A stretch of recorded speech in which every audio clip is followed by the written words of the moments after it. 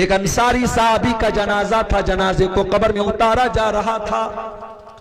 اللہ کے پیارے نبی وہیں جنازے کے پاس بیٹھے ہوئے تھے، آپ کے صحابہ بھی آپ کے آس پاس بیٹھے ہوئے تھے۔ آپ نے قبر کو دیکھا، آپ نے جنازے کو دیکھا، آپ نے منظر کو یاد کیا جو قبر میں ہونے والا ہے۔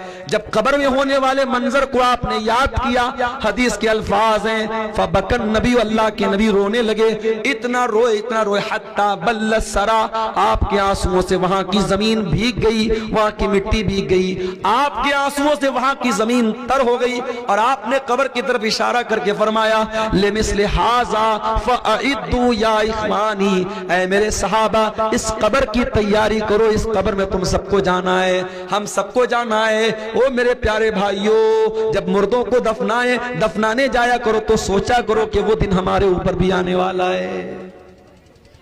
مرنے کے بعد اب قبر میں ہم پہنچ گئے، اب قبر میں جب پہنچ گئے اب قیامت تک ہم قبر میں رہیں گے۔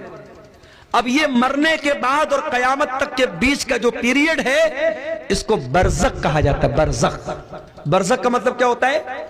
بیریئر، ڈیوائیڈر، آخرت ایک طرف دنیا ایک طرف، بیچ میں ڈیوائیڈر کیا ہے؟ یہ قبر کی زندگی ہے، برزخ کی زندگی ہے۔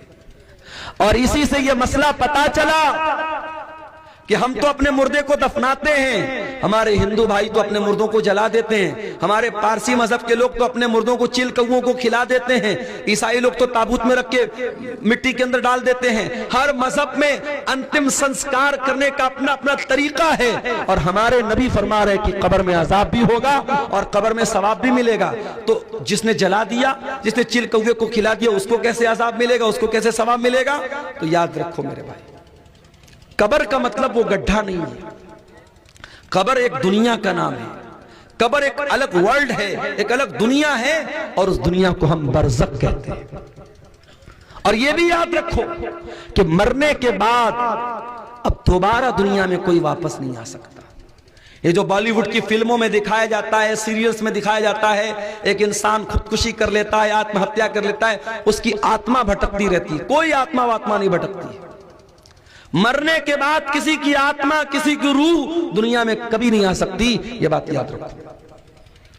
قرآن کہتا ہے حتی اذا جاء احدهم الموت قال رب ارجعون، جب انسان کو موت آ جاتی ہے اللہ سے کہتا ہے اے اللہ ایک چانس اور دے دے، ایک موقع اور دے دے، رب ارجعون، ایک بار دنیا میں دوبارہ آنے کا موقع دے دے، لعلی اعمل صالحا فیما ترکت، اے اللہ میں وعدہ کرتا ہوں